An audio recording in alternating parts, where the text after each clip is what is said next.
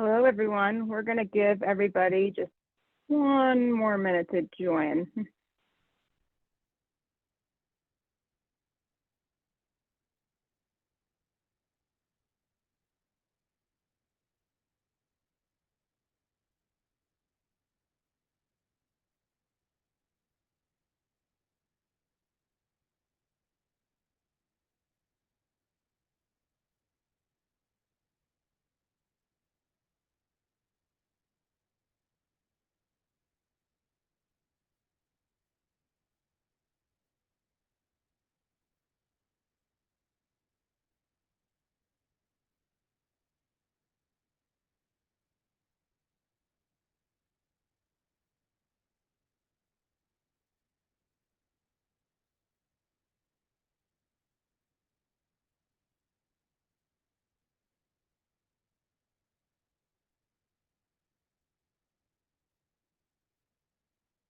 All right, let's get going.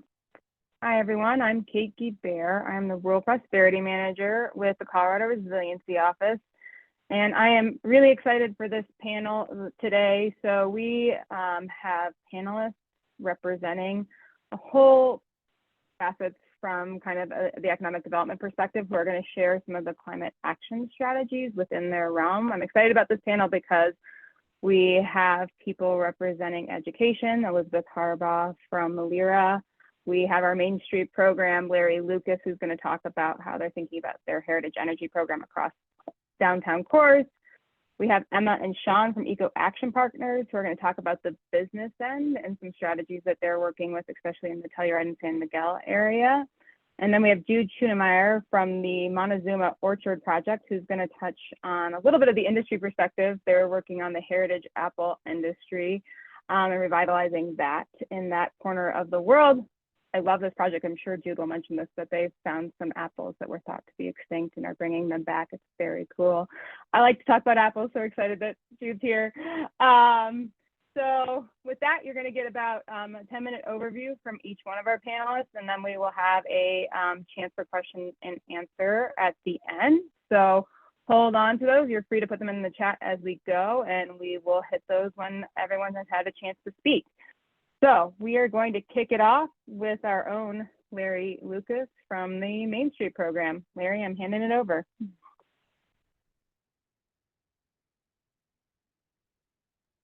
Thanks, Kate. All right, so my name is Larry Lucas. I'm a licensed architect in Colorado, and I serve as the Main Street architect for our program. Colorado Main Street is part of a national movement of about 46 states that have Main Street programs. It started in 1980 by the National Trust in an effort to revitalize downtown areas that were starting to fall into disinvestment. Currently, we have 25 officially designated communities that we actually have an MOU through DOLA and the actual municipality with. And then 67 other communities have expressed interest. So we work with downtown property owners, local governments, and really just anyone downtown to leave a lasting legacy through historic preservation, public improvements, and economic development. Next. Heritage energy is a strategy that we came up to assist rural commercial property owners to better reinvest in their properties. Really, the heritage and the energy is historic preservation and then environmental conservation. So we found that actually by following preservation and energy efficiency standards and guidelines and best practices, that building and business owners can access multiple streams of funding that can be leveraged together, kind of in the end goal of leveraging a larger preservation tax credit, which anything that goes into the building, you can actually claim a tax credit on for the state and the national ones. Okay, next. Okay, so existing buildings, this is important. I mean, our downtown historic buildings, they've obviously been there for a long time. We need to realize first, though, that most buildings, or all of our buildings in the United States, use about 40 to 50% of the total energy consumed.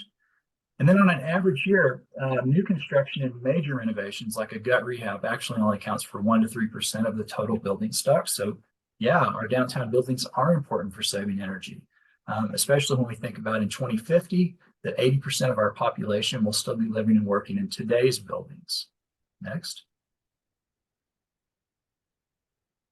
A cool thing to think about too is that in these Main Street style buildings, the National Trust did a study, and they found that you can save between 27 and 59%, depending on the building type. Restaurants may be different than retail, for example, in the energy utilization. But across the board, if we do the work that we can do kind of as a bottom end, this can yield a 17% energy reduction demand in the commercial building sector. And the small neighborhood businesses like restaurants, grocers, and retailers can improve profitability by more than 10% through investing wisely in energy efficiency retrofit work. This is important because if you think about our rural communities, really the lease per square foot per year is often less than it is in big markets like Denver or something like that.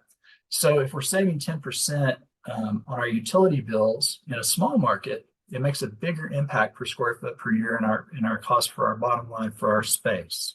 So we actually see that these kinds of incentives are, really make a difference in small towns.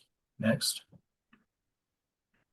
Okay, so really, what's the gist of this? Like, why do small towns need a little bit more assistance? Well, we found that, small businesses are just hard to reach. They don't know about energy efficiency incentives. I mean, even through their utility provider most of the time. They don't take them up on it because they see these kinds of things. And preservation, for example, it's a little bit even harder to achieve. You have to have somebody really help guide you and explain to you and educate you that these things are even available. And they see their baby is their business. It's their nest egg. They have a building. They take care of it as best they can.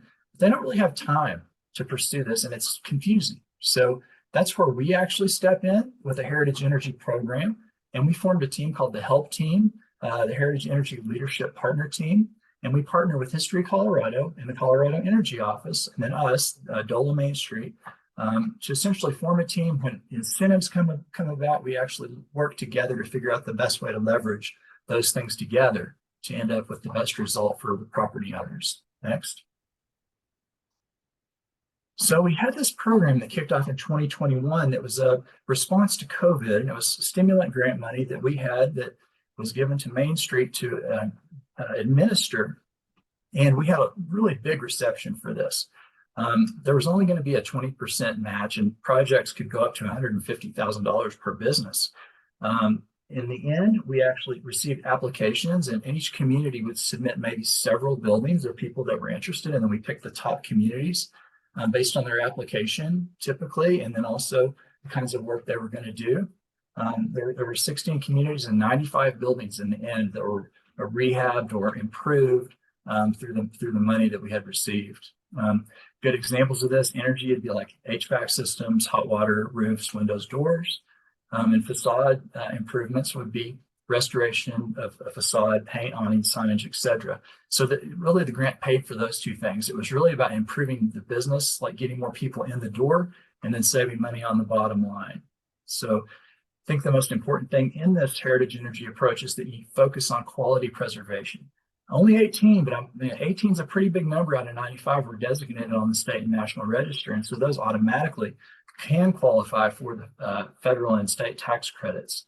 So that was great. And those are the ones that we really focused in on when we were doing our work and extra reviews and things with History Colorado. Next. All right, now some stats. And you are going to get these slides later.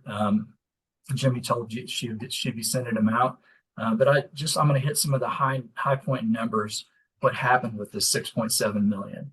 So in the 95 businesses that we had that reported, there was an increase in 25% in sales, which is huge, right? Now we're coming out of COVID at this time too, because we tracked pre-COVID numbers, 2019, and compared that to post-COVID numbers kind of in 2022. Things are still rebounding, but still, our Main Streets did actually really well because a lot of people shopping locally and things.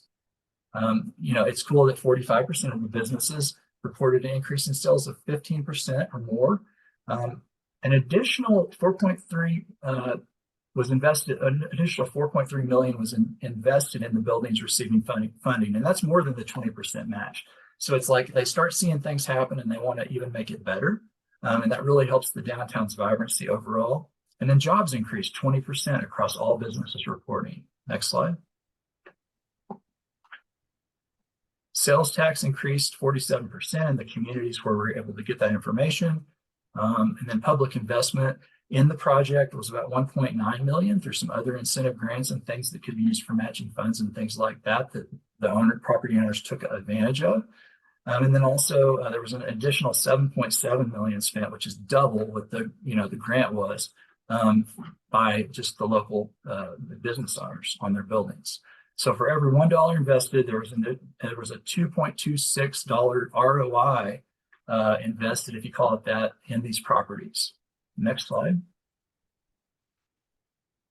The one that it seems like a low number, and it kind of is, was energy efficiency. Now, the reason we didn't have a huge reduction in energy was mainly due to the fact that most folks wanted help with their buildings. They focused in on the preservation aspect of heritage energy with this. And rightly so, because we see how it got more people in the doors, and things that actually help the business's bottom line. But there were some projects that really went above and beyond, and did things like renewable energy. I'll show you some of those. This one was on the roof of a building in Silverton. And improve things like lighting. There were a couple hotels or motel that actually, replaced all those through wall air conditioning units, and they're saving a ton of money.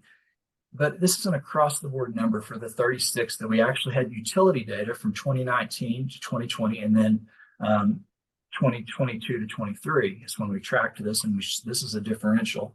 And again, it's not exactly what we hoped, but a lot of the money, majority of the money was spent on physical improvements. So we think that doing, a good upfront energy audit and actually following that process with a building, if we actually had programs specifically focused on energy, we would see a big decrease in utility bills. Next slide. Just want to run through real quick and show you some businesses. This is the Flying Dutchman. It's a Quonset structure. It's a mechanic shop in Hugo. Beautiful sign that lights up at night and new awnings. Next slide. Granby. This is really just a remodel of a front storefront, and tremendous impact. It just really stands out the way the colors were selected and things like that. Next slide. This is a solar installation in Mancus at a natural food store that I believe their intent was to go net zero with this. Next slide. In Windsor, there was a storefront remodel and awnings and energy efficiency work done to this yarn shop, which is a darling building, and it looks fantastic. Next slide. In Mancus, we saw a complete restoration of an original storefront facade where it had been bricked in for their historic opera house. And it's just an incredible addition to downtown. Next slide. And then in Leadville, a restoration of a historic newspaper building. It really needed a lot. It had been painted one solid mint green color, and this is the outfall of what happened with our money. Next slide.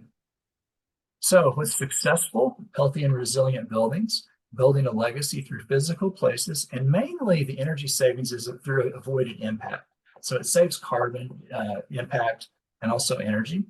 And then projects add local labor and improve vitality of the downtown tax base. That's the success.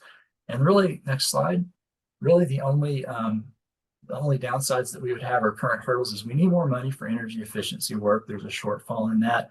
Lots of people want to do this work. There's just not much available. But hey, we're ready to be nimble whenever the opportunity presents itself, and the help team is kind of here to go. So we're just waiting kind of in the wings, but things do come along periodically. So we're excited to work on the next thing. Thanks very much. Next slide. Thank you, Larry. All right, we are now going to hand it to Jude Schunemeyer with the Montezuma Orchard Restoration Project. Jude, take it away. Kate. Thank you. Thanks for having me here today. Montezuma Orchard Restoration Project, MORP as we become known, started a little bit over 20 years unofficially, a bit over 20 years ago unofficially. Addie and I had been doing wildfire on hotshot crews and knew we were going to keep doing that forever. And on a whim, we leased out a little neighborhood nursery that had been in Cortez for over 50 years. With the nursery, we inherited a lot of the clientele that went with the nursery and had been there for years. And these folks would tell us stories of their grandparents' orchards and the fruit industry. They'd give us copies of county fair records from the early 1900s and articles that some of the prominent fruit growers had written in the Montezuma Journal, some even back into the 1890s. And over time, we realized that this was more than just homestead orchards, that this was actually a foundational part of Montezuma County when it started after we pushed the Utes out of here. That this was a real economy that happened here, and across Montezuma County there were still a lot of the old trees around. Next slide, please. We also realized that this didn't happen in a bubble, that Colorado had orchards across it. These were some of the most foundational industries in Colorado as well. When the miners came out and started in 1849, 1850 there, with the Pikes Peak Gold Rush, they needed to eat, and it was wagon trains. Up until the train came in 1870, it was wagon trains that were supplying a lot of provisions to Denver and to the cities of the Front Range. So right away, people started planting orchards there. The history of orchards has become so forgotten now that even History Colorado had a hard time believing that there really was a lot of a history to orchards here other than peaches and palisades. So it took us a lot of time to do a lot of documentation to show what was going on. We've documented tree by tree mapping of over 6,000 historic trees, mostly here in Montezuma County. We feel like there's probably 10,000 trees that are 70, 80 years old to 130 years old here in Southwest Colorado. There's other old trees across Colorado that we've documented and tried to find cuttings and regraft and repropagate. This is important because a lot of these varieties that are here in the oldest orchards especially are now considered extinct or functionally extinct. These are trees that we know through DNA were something once prominent, but now even their names have been lost and forgotten. These cultivars and these varieties didn't go extinct because they weren't good and didn't grow well here. They are still growing well here, producing high quality fruit on them. People talk about how prohibition caused all the orchards to be cut out. That's absolutely not true. It was really codling moth that caused so many of the orchards to be cut out in the 1800s and early 1900s when they came in. Places like Montezuma County that were up higher, cooler nighttime temps still had issues with codling moth, but not as much as the Front Range. On the Front Range, it became so valuable, the real estate was more valuable than growing fruit for the purpose of feeding codling moth. So the orchards started to get cut out, or they were just left in place and trees were planted around them. We feel like these cultivars, these rare cultivars that are here, are going to be the bank for the next generation of 100-year-old orchards. And that's what we're working at preserving all of these cultivars for. Next slide, please. One of the big issues we had was understanding if we want to preserve the old trees and if we want to have people plant new orchards of these older cultivars, we had to develop an economy again. Many of the people that were keeping the trees alive were keeping them alive because they were so tied to their families, and that wasn't going to last forever. And we felt like if we could produce a market for the fruit, it would be able to provide the means to keep the trees alive and to get new trees planted. On an early research trip up to Fort Collins to the CSU archives there, we took the time up the Front Range and stopped at cideries and gave them samples of apples. And along the way, we realized they really didn't want apples. They wanted juice. Apples are more problematic for them to work with and crush, and more steps involved. And along the way, we saw information on this mobile cider press, which we were then able to get the LFPP grant. This enables us to take the fruit from these trees and convert it into a value-added product. Right now, this fruit is just going to waste. We estimate there's upwards of 50,000 bushels on a good year that could be harvested here in Southwest Colorado. At 10 cents a pound on the tree, that's a $200,000 a year crop. At 50 cents a pound, that's $1 million a year crop. One of the things we were able to get an LFPP study grant before we got the acquisition grant for the press. And we realized that being mobile is only so mobile. You can't just pull it up into an orchard and start going. There's a lot of HACCP and health code regulations with food manufacturing. So we realized we needed an actual home base to be able to have the press at and to be able to store apples, harvest the apples, store them, and then also have a more of a genetic bank to plant out a living orchard genetic bank for all of these rare cultivars that we were finding. Next slide, please. This led us to buying a 36-acre farm in cooperation with several partners, including the Nature Conservancy. And this part of all of this capital campaign and process was getting the actual facility there. This is what DOLA helped paid for, along with Colorado Water Conservation Board helped to pay for this actual juicing facility, so that we had something that met the health code requirements that we needed to, that we could keep this expensive piece of equipment safe and indoors when it's not being used. It gave us a place to assemble all of the green crates that you see, the bushel crates, the gray bins there. For years, there was nothing, even if you could pick apples, there was nothing to put the apples into. It was old wooden boxes that we were scrounging around an old barn. So we had to build all of the critical infrastructure to rebuild the economy with this. The end result is that we can now produce these boxes of juice. They're 5-liter boxes, pasteurized, shelf stable up to a year, and be able to provide a value-added product for farmers that otherwise were having their crops hit the ground. Next slide, please. A big part of the reason why Nature Conservancy helped us out with this had to do with drought across the Colorado River basin. The Colorado River, as most people are aware of, is badly stressed. It's over-allocated, and it's getting to have less water because of prolonged drought. We're in a 20-something year drought cycle down here. Last winter was a good wet winter for us, but we've had less than 2 inches of rain since April probably. So we feel like we're bouncing back into drought again. We feel like that we can plant these old style orchards that are more widely spaced, where the trees can grow up bigger and stronger over time and be passed from generation to generation, just as the old trees were passed forward to us, that we can plant these types of orchards and have the ground underneath them be planted in resilient, drought-tolerant grasses and plants, so that we can create a situation that is drought-resistant and economically feasible. Nature Conservancy was looking for ways of replanting agricultural crops in the upper basins that also took less water. And this is all a learning process here. We believe that we're going to be able to do this and create an agricultural landscape that is drought resistant as well. We're still at the point of breaking a few eggs with this process, so there's a lot of learning going on with this, but we feel like we're sound with what we're doing.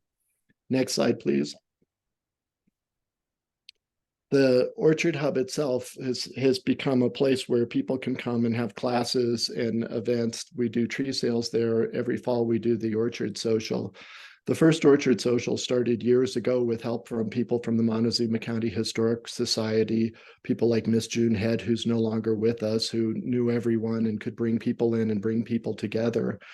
We see this as a way, it was always a way of bringing people in and letting them talk about their orchards and talk about trees and see who knew what where, so that we could share that knowledge that was there before it was lost.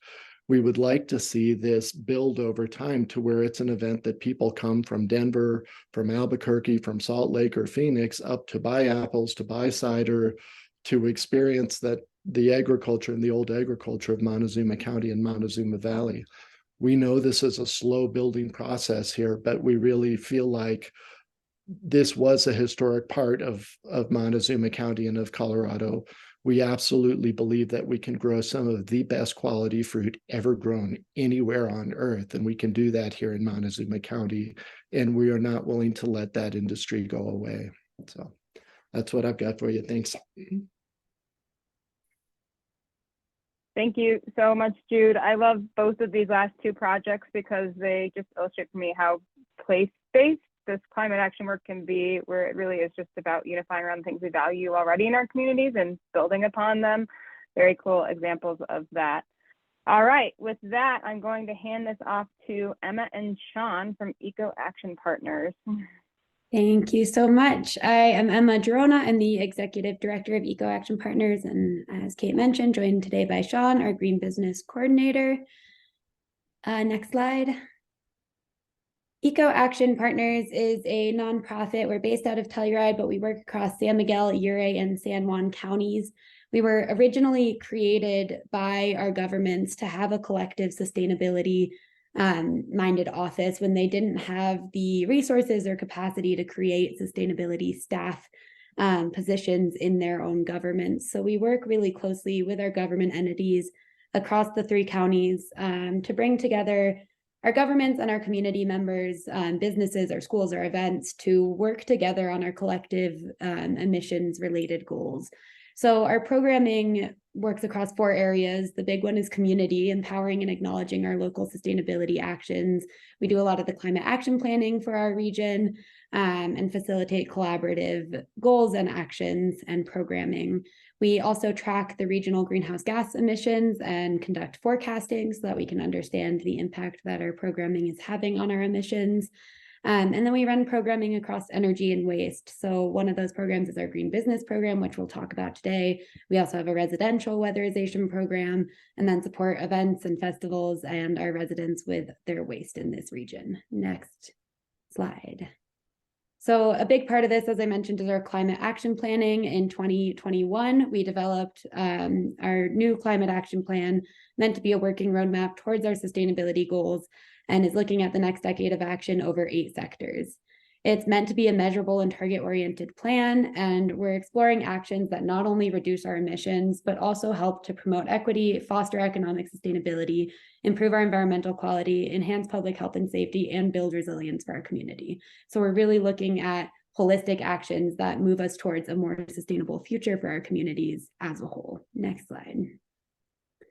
This is based on our emissions inventory. We've been tracking since 2010. This is our 2020 pie chart for Uray and San Miguel counties. And I just wanted to point out the blue section on the right there that is our building energy use. It's 28% residential and 17% commercial. So our building use is really a big portion of our emissions and leads to a lot of the programming and actions that we're trying to get into place from Eco Action Partners. Next. So with that, one of the main actions in our climate action plan is to host a green business program. And the program, I will let Sean talk a little bit more about how it works, but our main goals are reducing emissions, but also, as I mentioned, supporting economic development.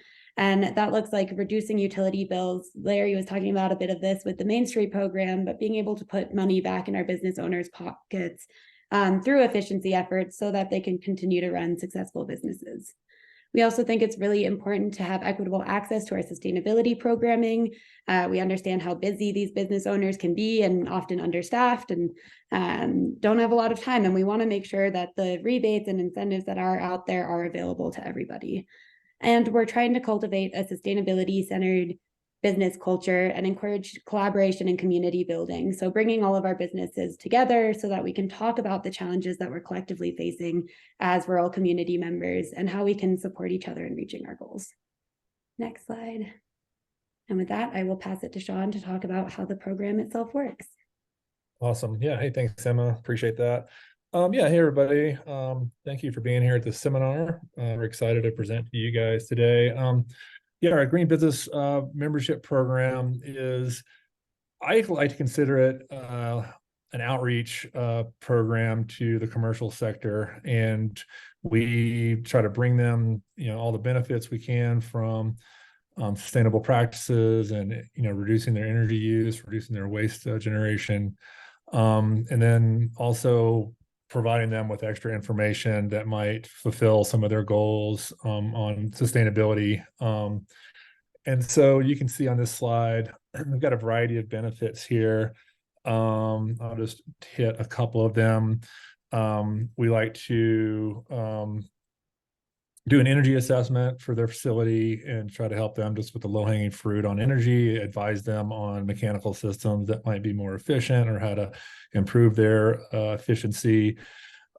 We team with Black Hills Energy and San Miguel Power for other incentivized improvements or boiler insulation, anything that can help these businesses reduce their energy. And then another thing we do is create a sustainability plan with each business. And so we try to collaborate with each business, ask them what their goals are, what are some things they're thinking about in terms of sustainability and environment. And then also take those things, help them find the resources and energy to make those things happen. And then also make suggestions about other things they might not have any idea about, whether it's LED light bulbs or sourcing their products from some other sustainable businesses or industries, And so, yeah, those are some things. We also do a roundtable event. We host an event where we try to get our green businesses all in the same place at the same time to chat and have lunch and talk about sustainability. Always a good time and a good way to generate connections between the businesses on that front. And then next slide, please. So yeah, the way it works is we do have like an annual fee of $120 for each business, just to try to kind of have a sustaining membership, kind of like Colorado Public Radio or something like that, and generate a little bit of revenue, and then also return that value to these people plus, multiple times. So anyway, we meet with them, have an onboarding meeting, walk through their facility, bring along some of our other partners that can do energy assessments and suggestions, offer rebates. BHE offers, rebates, and creates their own little report, setting goals. And then from there, we do try to help the businesses access rebates and incentives for improvements to their, their physical property. Weatherization resources are things we provide. And then also, we have a lot of, you'll see in one of my last slides that I have all my green businesses logos. And so we have a diverse group of businesses that we've recruited. And so I've worked with schools, they become a green business member. I help them plug in sustainability, recycling, energy projects, and just education with their students and give them the resources, and the teachers teach the stuff. We also have another program that we Eco Action Partners has an in-school education program as well. But anyway, we try to source compost resources. We have a couple local compost businesses that pick up compost for restaurants and such.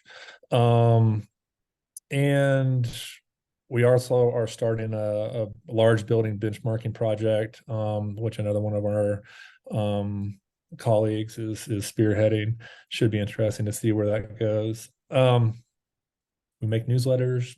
Yeah, let's do next slide.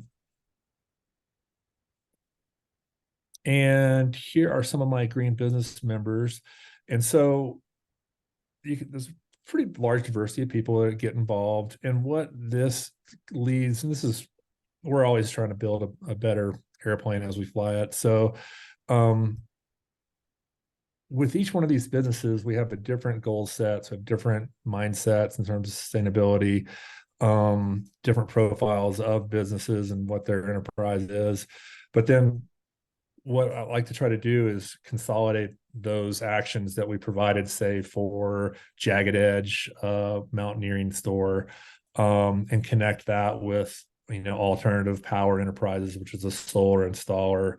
And then, I have two businesses. I have a Skull Studio and Design, and they're building a new facility for their metal fabrication, and then trying to connect them with Grizzly Air, who's an HVAC system that can provide them with some heat pumps. And then also trying to keep with a newsletter, to keep these businesses aware of who's doing what's going on. And so, yeah, it's neat to kind of gather and continue to get a playbook of different resources for these different businesses, across this across this commercial sector. And let's do the last slide here.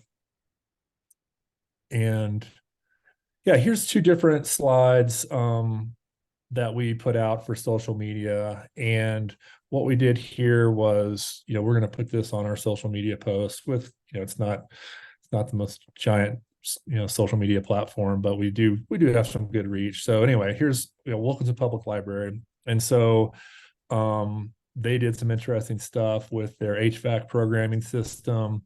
They just went back and they had a pretty clever mechanical guy go back and reprogram all their heating sections. And then he also did a bunch of repairs on the heaters because a bunch of heaters were stuck open. And so they saved a lot of energy. They could just see their energy bill just, drop after getting this program and kind of remodel on their heating system. And then they're also a totally green member with San Miguel Power, which contributes to local renewable energy and green investments. And so we came up with a number on this of how much money they've been saving. It was kind of cool to show that. It's a big building, right? Wilkinson Public Libraries, I don't know how many, 10, 20,000 square feet or maybe 15,000 square feet, it's an estimate. And then here's Jagged Edge. Jagged Edge, very enthusiastic about their sustainability practices. And they do have a solar system on their roof. They have hundreds of lights. They replaced a bunch of lights with LED bulbs. They're using a programmable thermostat. They went back and with the help of Black Hills Energy, insulated all their boiler piping, and Black Hills Energy did that for free. And so then they were also, you can see we made this little diagram of 3 vehicles, being driven for a year. It's kind of an equivalent carbon offset for what they were doing. So, yeah, that's our story where it stands right now. We're continuing to try to build our reach out broader into the community, different types of businesses, different members of our communities, kind of part of our outreach goals this time. And yeah, happy to take questions after we're done. Thanks. Thank you, Sean and Emma. Plus, Jagged Edge is a really great outdoor gear place. So if you're in Telluride, check it out. Good companies doing good things. We know that's becoming a part of branding these days. Yes, as a reminder, all attendees, please put any questions you have as they come up for you in the chat, and we'll answer them after. So now we're going to go ahead and hand it over to Elizabeth Harbaugh with LIRA. Hi, everyone. As Kate just said, I'm Elizabeth Harbaugh. I'm the Director of Climatarium with LIRA, Colorado. Next slide. So LIRA is a intentionally small nonprofit based out of Denver, but we work statewide. And really, we come at education problems thinking about, like many of the other partners in this room, how we can really accelerate the work that communities, especially rural communities, are already doing. So rather than coming into education work with a set program or curriculum, we are really here with a lot of different strategies to really support the on-the-ground impact that these that education initiatives can have, and to help support the capacity in rural regions to really rethink their education systems and figure out how to be innovative and transformative with students at the center of that, thinking about what opportunities we can provide for students in the long run. Next slide. And so from that, overarching umbrella comes our program Climatarium. And so Climatarium really comes at the intersection of climate change and education for us. And our vision is that the next generation of students across Colorado, and ideally, nationwide at some point, are prepared and empowered around the impacts of climate change, knowing that we think of this both in terms of the economic and environmental sustainability of regions, and starting with how do we ensure that the next generation is resilient on themselves, both socially and emotionally, and then also thinking about what their job outcomes are. So we currently work in 5 regions around the state. We focus on rural because we recognize that the rural regions in Colorado are experiencing the impacts of climate change at a fast rate, and we're in an era where there's limited resources for education. So we partner with K-12 districts in order to rethink how they can, address the impacts of climate change through education and support their students in this. And next slide. So what this looks like, we support rural collaboration between school districts. So we come together with multiple K-12 school districts in a region, usually targeting those small rural districts because we know that they have the most limited resources. We also come together with higher education entities and then industry in the region. And our belief really in this is that sharing resources really leads to those economies of scale and greater access for those rural students. And when we first bring these partners together, our role is really in building a coalition and helping to determine a local vision. We know that talking about climate change in rural regions can be something that is highly personal. And so we develop a shared language and really a vision for what resiliency means in those regions. And then also a vision for what they want to be true for students. So thinking through what are the student opportunities that we can build from or just build anew in order to really help students understand the opportunities that are available in their regions and help empower them as leaders in climate action. Next slide. And so there's, you know, 3 parts of this that can look very different because this is community driven in each region that we work with. First, we're passionate about climate education, as I've mentioned multiple times already. So that means looking at the CTE pathways that exist in regions or other pathways that exist in schools, supporting teachers and those closest to students with thinking, how can we continue to innovate around climate education and make everything very community driven as well. So thinking about the place-based nature of this and how can we support regions and understanding what are the resiliency needs that they have and how they can incorporate that into their K-12 programming.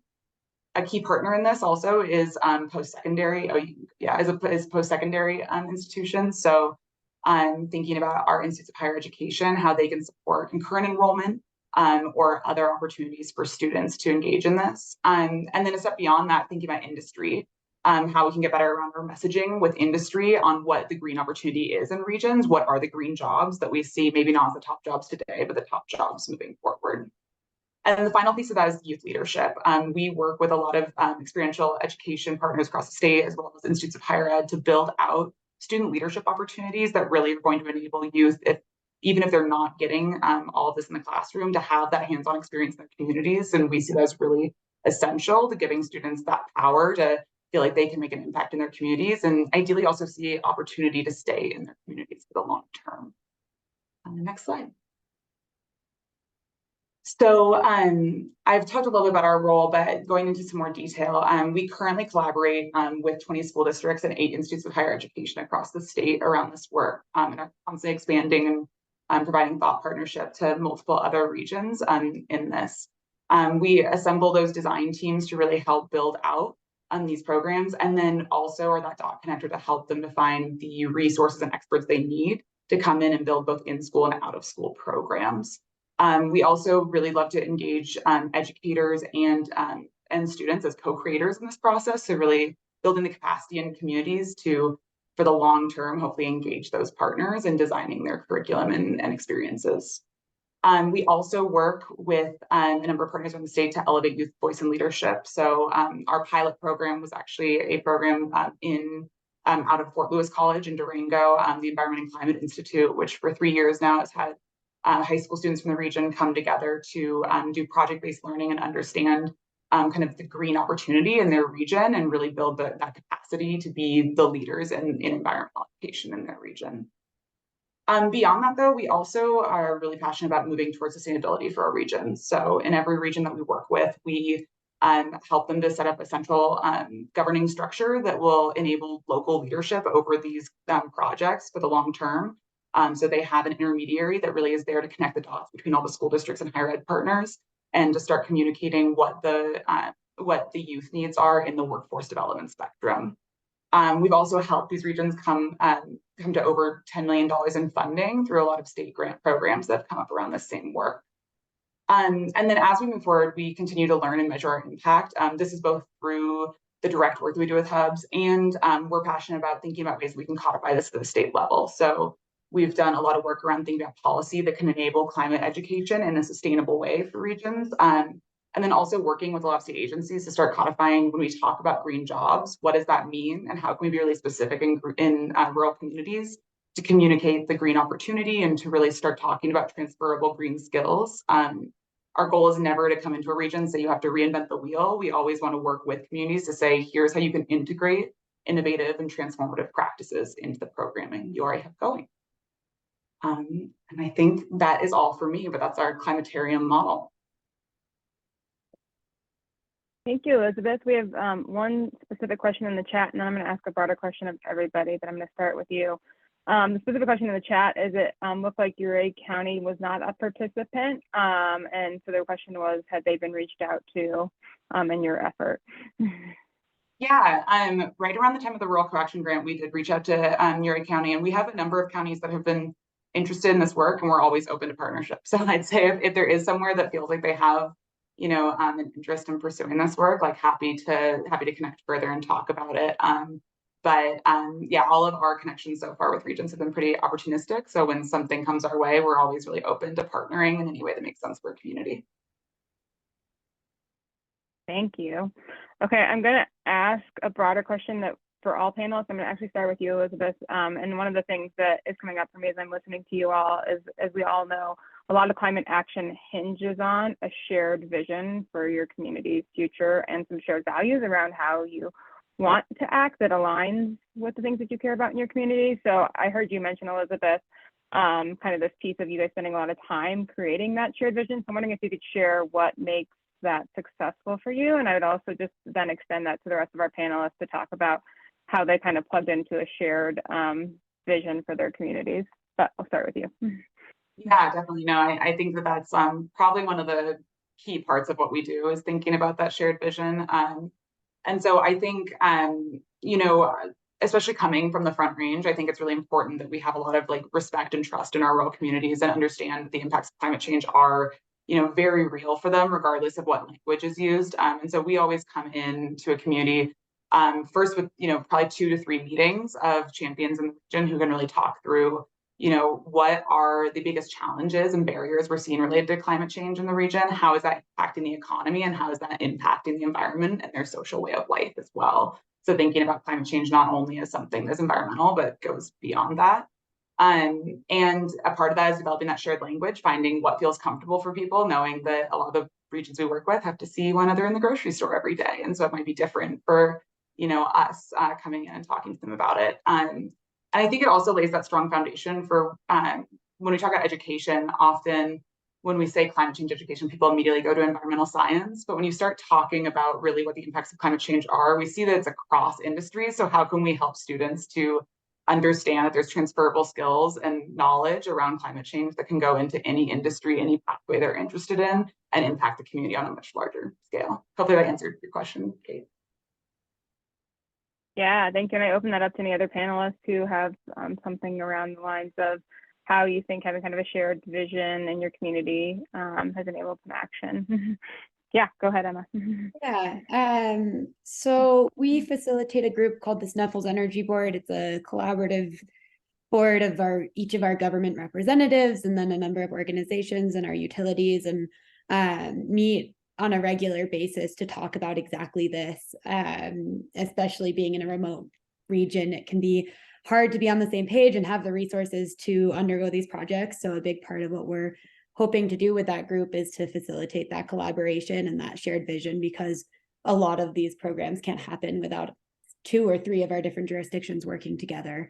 So it's been really cool to see communities that we have across our region that are very different coming to the table and addressing issues that they might see differently in their communities, but that one program or one project that we can undertake together will help to address. And especially as we're looking at economics and the impact that climate change does have on our economic sphere and on our businesses, there's resources and projects that we can take on together, but it's really getting everyone to the table to discuss that. That's made a successful plan for us going forward. Thank you. Anyone else want to jump in on this? Okay, I have a tactical question that I'm actually going to shoot to Jude, because again, we know a lot of action hinges on funding. And I know that Jude has received ready funding from Zola, but also did a really good job, obviously stacking some much bigger sources of funding to fund many phases of your project. So Jude, I'm wondering if you could just talk a little bit about your approach to funding your project. Yeah, thanks. Our approach is just to try and get funding from any source we can. You know, in Colorado, having said that, we also try not to chase shiny objects. We are mission driven and mission focused, and it would be really easy for us to chase grants that would get us money but not do the basic of what we really need to be doing. So when we look at grants, we really try and make sure that they are with our mission. We were really fortunate with this capital campaign. Nature Conservancy sort of fell into our lap. We had done a USDA market analysis study 8-9 years ago, probably 9 years ago, on the state of the economy and apple crops and what that looked like and the viability of it. And we found that there was strong market potential for orchards still here. And we felt like that we could be doing it in a way that was drought resistant. Because of that, a consultant who had been working with Nature Conservancy saw that study, and that's what allowed us to make that connection with Nature Conservancy. They were great to work with. They cared a lot of how we would be treated by being in a partner with them down in rural Colorado, rural Southwest Colorado. You know, we looked at Nature Conservancy. I went back and looked at their information. And what I really liked about them was that they used capitalism to solve problems. You know, they will go and just buy a place to try and preserve it. They have the resources to do that, but it was a good fit. It was a good fit for down here. And as people have gotten to know it, they realize they're not coming in to steal the water from everyone down here. Water's the big concern, right? And they have been a great partner. And then because we could get that sort of support from Nature Conservancy, it made it easier for us to be able to have credibility with like Colorado Water Conservation Board, to go in and look for funding there. And then with DOLA and other sources there that we've been able to match together. One of the great frustrations in rural Colorado, and this is true of rural America, is that it's a lack of opportunities. And it's not that there isn't resources, and it's not that there isn't plenty of really smart people with initiative to do things, but those opportunities have to be provided for. And far too often, organizations can get a little bit of funding for this or a little bit of funding for that, but it's really hard to bundle those together. So we knew that to rebuild the economy, we knew years ago it was going to be about $1 million effort to rebuild the economy. We're over that $1 million now that we've raised. We're close to being done with everything we need for the full build out of what our vision is with the hub property. Not there yet, but we're closer to it. But it's really trying to get people to realize that you have to combine resources if you are going to be synergistic in solving the problems of rural Colorado. Yeah, and just from an outside perspective, Jude, one of the things I was impressed with what you guys have done is you really outlined your step-by-step process, recognizing that it's really hard to get funding for every step. So it was really easy on our end from the Rural Economic Development Initiative to be like, hey, we can see where this step can use funding, and it's a small fund that we have, but we think of it as catalytic to these bigger projects to then fit in to your bigger vision. And so that's really helpful, I know, from a funder perspective, to be able to see that you know exactly where you're headed and you know exactly where you can plug dollars in when they show up. Thanks. Yeah. Okay, I don't think we have any more questions in the chat, but I'm going to give a minute for that. And if not, we appreciate everybody's time today. Okay, it looks like we are free. Thank you so much to all of our panelists. A lot of great information today. We really appreciate it. Thank you. Thank you. Thanks. Bye, everyone.